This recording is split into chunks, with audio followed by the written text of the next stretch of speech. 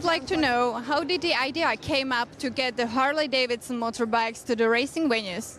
Yeah, certainly. I mean, Harley-Davidson is a 123-year-old company. We were founded in 1903, and by 1904, we were racing professionally. And over the last 123 years, we've raced everything on two wheels, from board track to flat track, endurance racing to off-road racing, drag racing, even early Grand Prix racing. And in the modern days, we keep that spirit alive, racing in American flat track, adventure trackers, and in road racing series with super hooligans. And about 6 years ago, we entered a new class called King of the Baggers Racing, where we took bagger motorcycles, one of Harley-Davidson's most iconic product, and started building them to the limit of performance and competition and racing them on the racetrack and road courses around North America in Moto America. And it's been that success and sort of that growth and interest in that series to take a big American V-twin and push it to its limits in performance, technology, innovation, and bring a new category of racing to the world that's highly performance, highly competitive, and highly entertaining for the fans that are watching it.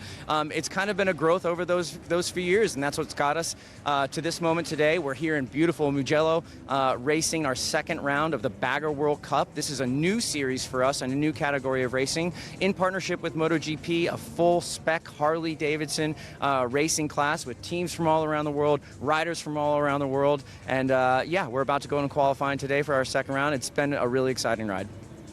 And are you aiming to have Harley-Davidson brand as one of the competing brands in the MotoGP? Oh, well, certainly.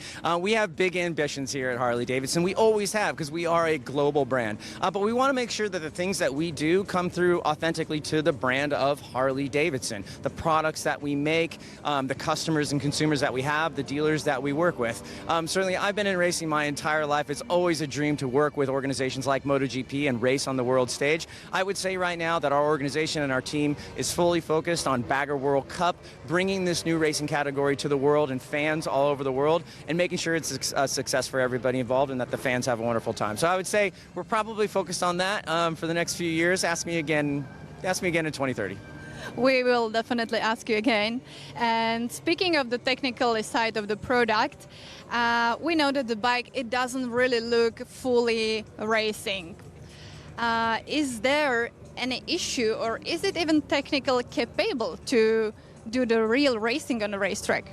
Well, first off, I like to think that we are doing real racing. Our bikes out there were running Moto 3 times just this morning on the second practice that we went out there. These bikes start as our core product, a big American V-twin touring product, but we have re-engineered the entire motorcycle to be capable of world-class racing. So these are true race machines. If you get up and close and personal with it, you see it with titanium, magnesium, carbon fiber. But I'm still curious, what about the weight? The weight, yes. These are big motorcycles. Now, they've been on an extreme diet, so they've lost, hundreds of pounds basically to get them into race trim. In Moto America, our national series, there's always been a weight minimum, so a minimum weight that we've had to reach. The production bikes start somewhere between, say, 800 and 850 pounds. We bring that all the way down to about 620 pounds in racing form, or about 282 kilos. That's very light for a large Harley-Davidson, but of course it's much heavier than your standard race bike that you see out here.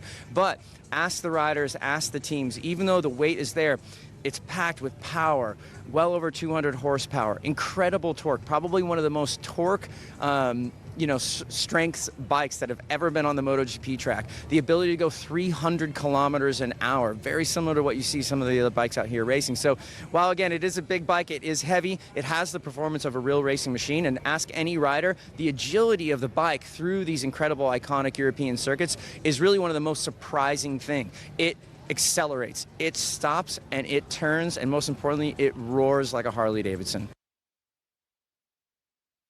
Well, Andrea, nice to meet you. Harley-Davidson, it's a big jump compared to MotoGP, so how does it feel, this change for you?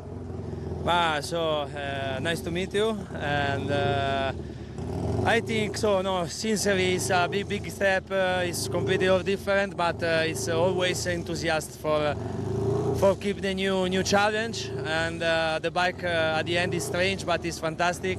It's really funny to ride, especially here in Mugello with this all this downhill. It's unbelievable. So I hope it's an interesting championship for us. And how much did you have to adapt your racing style? A lot, because it's this bike is completely different compared to normal bike, and it's not possible stop and go. And do you need this style like more or less like Moto3, Moto2 with high corner speed, and so for me it's like come back a little bit on the first years, no, in this world. But okay, it's okay. I'm very happy. So, are there any limitations in the corners, for example, because the bike is heavy and so on? Yes, the bike is very heavy, but sincerely, I don't expect the agility we have, because so when you see the bike is bigger and really heavy, but in any case have a really good agility. So at the end, I'm a little bit surprised about everything.